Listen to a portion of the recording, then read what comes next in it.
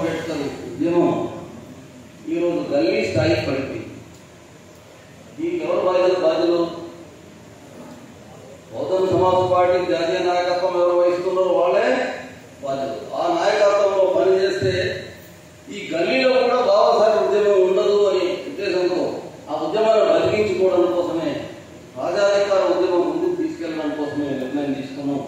ఆ నిర్ణయంలో మరి అర్థం చేసుకుని మన జిల్లాధ్యక్షులుగా బీఎస్పీలో జిల్లాధ్యక్షులుగా పనిచేసినటువంటి అప్పారావు గారు మరి మంచి నిర్ణయం తీసుకున్నందుకు వాళ్ళకి ధన్యవాదాలు తెలియజేస్తూ, ఇప్పుడు మనం నాయకుల్ని తయారు చేసుకోవాలి.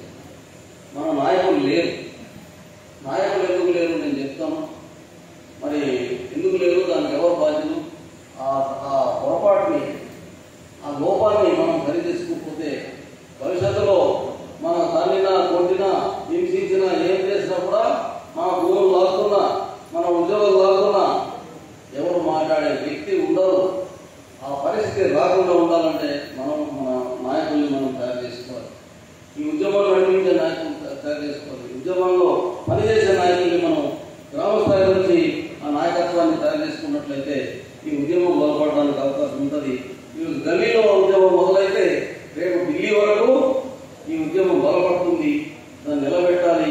ఆ నిలబెట్టే పనిలో ఆ ఉద్యమంలో మీరందరూ భాగస్వాములు కావాలని చెప్పేసి మేము కోరుతూ, ఈ సందర్భంగా మరి రాష్ట్రాల్లో మాకు ఒక తోడు కావాలి, సహకారం కావాలి. కాబట్టి మన ప్రాంతం నుంచి మరి ఇతరులు జిల్లాధ్యక్షులుగా ఈ పార్టీ పనిచేసినటువంటి అప్పారావు గారికి రాష్ట్ర కార్యదర్శిగా మరి రాష్ట్ర కార్యదర్శి పదవిలో ఉందని నియమిస్తామని చెప్పేసి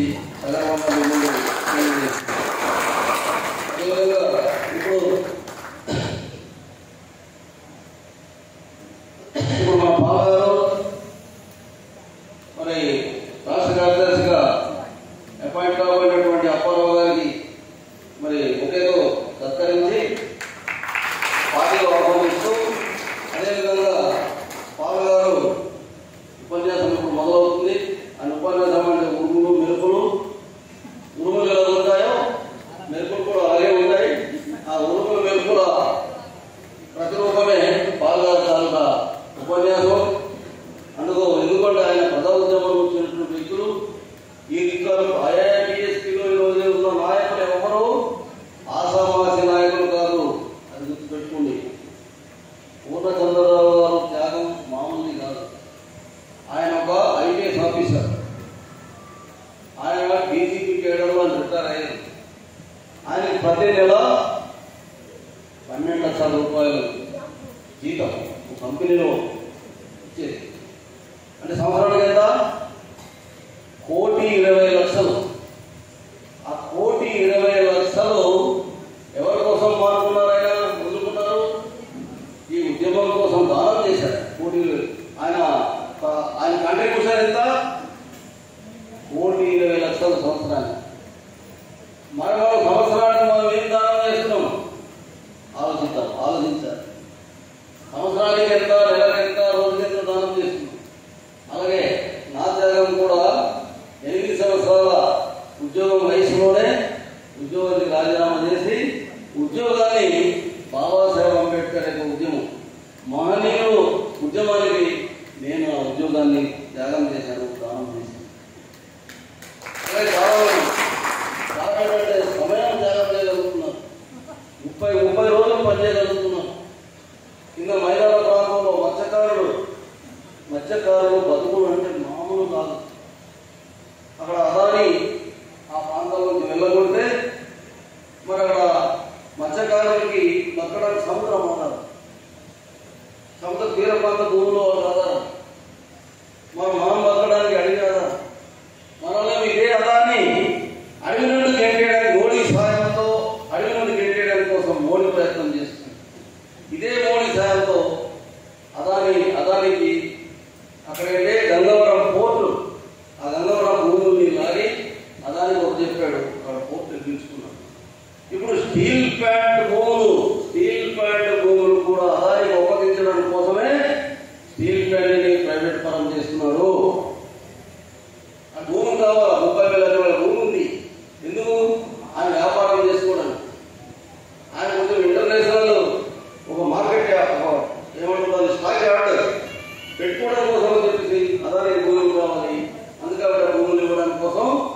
స్టీల్ ప్లాంట్ని ఆయన అప్పగిస్తున్నారు. మరి మనం ఆ రోజు బీఎస్పీలో మనం ఉన్నాం, పెద్ద మొత్తంలో స్టీల్ ప్లాంట్లో ధర్నా చేసాం, కొంత కదలిక వచ్చింది. కానీ కదలిక సరిపోదు, మనకు అనుకూలంగా కూడా అది లేదు. ఎందుకంటే గవర్నమెంట్ సంస్థలు అంటే గవర్నమెంట్ కంపెనీ ఉంటే అంబేద్కర్ రాజ్యాంగం ప్రకారం మనకు రిజర్వేషన్లు ఉంటాయి. రిజర్వేషన్లు ఉంటే మనకు ఉద్యోగం వస్తాయి. చాలా మంది ఈరోజు మన వాళ్ళు అక్కడ ఇంజనీర్లుగా, డాక్టర్లుగా, లేదంటే హోదాల్లో, రకరకాల హోదాల్లో ఉద్యోగాలు చేస్తున్నారు. ఇప్పుడు వాళ్ళ పిల్లలు డాక్టర్లు అవుతున్నారు, కొంతమంది ఇంజనీర్లు అవుతున్నారు, కొంతమంది విదేశాలకు కూడా వెళ్ళి చదువుతున్నారు. మిత్రులారా, అది ఎక్కడో కాదు. నేను ఊడగూడ పుట్టి నేను అసెంబ్లీ ఎమ్మెల్యేగా వెళ్తే మా ఊడగూడలో పుట్టిన మనిషి స్టీల్ ప్లాంట్లో చిన్న ఉద్యోగం చేసి తన కూతురు ఈరోజు విదేశాలు చదివిస్తున్నాడు. మరి రిజర్వేషనే కదా, రిజర్వేషన్ లేకపోతే ఆయన ఉద్యోగం వచ్చేదా? మా ఊడగూడ అంటే మారుమూల ప్రాంతం, మారుమూల ప్రాంతం అని. ఇప్పుడైతే బస్సులు లేదు, అప్పుడు నడిచి వెళ్ళేవాళ్ళం. ఒరిస్సా బోర్డర్, మరి ఒరిస్సా బోర్డర్ ఎక్కడ? స్టీల్ ప్లాంట్లో చిన్న ఉద్యోగం ఎక్కడ? అమెరికాలో తన కూతురు చదివించడం అర్థమైందా? ఒక 4 మాసాల్లో 5 మాసాల్లో మళ్ళీ పాప వచ్చేస్తుంది. మరి అంటే ఈ రకంగా ఈ చదువుల సదుపాయం అనేది మన ఎవరైతే మానేయడు బాబాసాహెబ్ అంబేద్కర్ ఇచ్చాడు. అది గవర్నమెంట్ సెక్టార్లో అంటే గవర్నమెంట్ కంపెనీలుగా ఉంటే రాజ్యాంగం ప్రకారం రిజర్వేషన్లు ఉంటాయి. రిజర్వేషన్లు ఉంటే మనకు ఉద్యోగాలు వస్తాయి. మరి ప్రైవేట్ కంపెనీలో రిజర్వేషన్లు